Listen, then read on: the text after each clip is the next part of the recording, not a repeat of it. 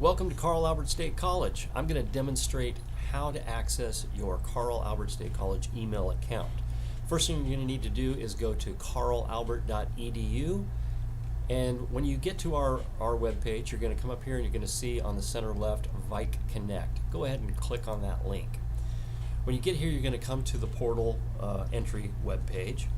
Now, before you go to your email account, once you enroll, and this is an important point, you will not have a Carl Albert State College email account until you enroll in a class. Once you've enrolled in a class, you will have access to your Carl Albert State College email account. The first thing you'll need to do once you enroll is when you come to the Vike Connect page here, you'll notice a reset password here. What you're going to do is you're going to click on that, and you're going to come over here. And let's widen this out a bit. And you're going to enter your student ID, your social security number, and your birth date. Make sure that when you enter this information that you follow the pattern shown here on the left-hand side. Do it exactly as the example shows. If you don't, it probably will not work. So what we'll do is we'll go ahead and enter our ID number here.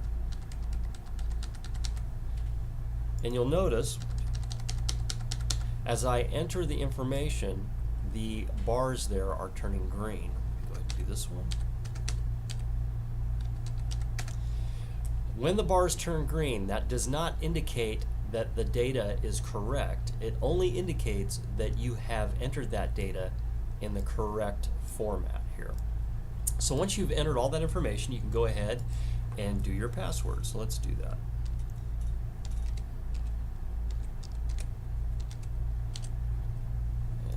Here.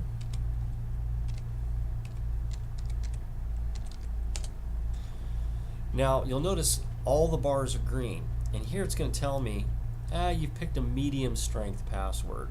That's just telling me it's a pretty decent password. The other option may be poor or weak. If you see weak there, it'll mean that you've chosen a password that can easily be cracked. Or you'll see strong. If you see strong there, you've entered a pretty difficult password.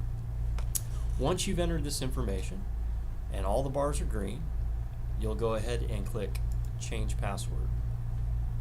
As you can see, it's saying Updating Password. Now, an important note, once that password change has been successful, it's going to bring up this little web page here.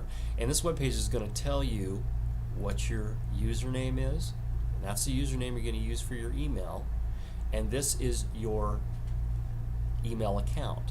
So you're going to want to print this out, or you're going to want to write it down and remember it so you don't forget it. So we can go ahead, and now that that's done, we've printed it out or we've written it down, we'll go ahead and click to X out of that. Now what we'll do is we'll click here and we'll go to our student email. What you'll do is you'll go ahead and you'll put your information into this account. So it would be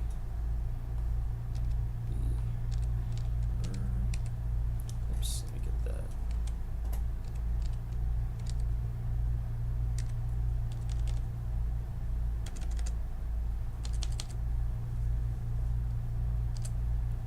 That will do the password.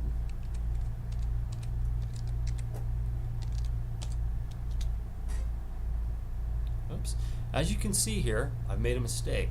It doesn't just want the username, it wants that along with the full email path. So what we'll do is we'll just enter that whole thing there. Let's put at. So we're going to have our username at student.carlalbert.edu.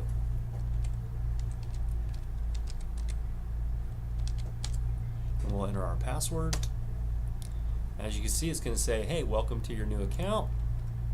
And then it's going to ask you to accept the conditions here. Once you accept those conditions, it's going to ask you to use a mobile. Now, you don't have to do this.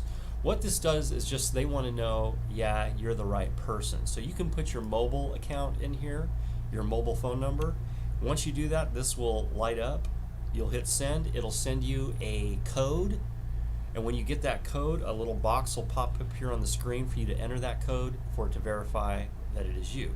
If you do not want to do that, you can just merely hit skip, and it's going to bring up your web page. You can just click out of this, and now you're going to have all your email accessible here. And real quick note here too is not that just you have your email, but there's a lot of other features here in your Gmail account you should know about. So you see this little apps icon here. If you click on that, you'll notice that you have where you can create your own little web page here. You've got calendar.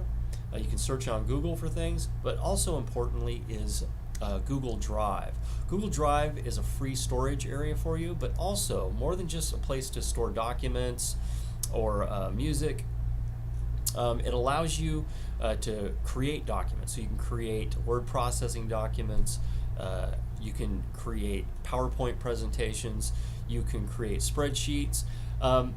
I'm going to skip by this part, but you can actually download Drive, and it will create a virtual drive for you. So you'll have that drive on your computer. You can drag and drop all your files directly locally onto your computer, and they will sync up into your Google Drive account. But we're not going to worry about that at this point. So we'll just say no thanks. And here you'll see I can create folders. So if I hit create here, I can create a folder to store documents, pictures, music. I can create a document, like a word processing document. I can create a presentation, or I can create a spreadsheet, or I can even create forms or drawings. So I would encourage you, come in here and mess around with it, see what you can do. If you create a document, you can share that document with other students or even your instructor just simply by using their email, and that student or instructor can have access to whatever you create in this area.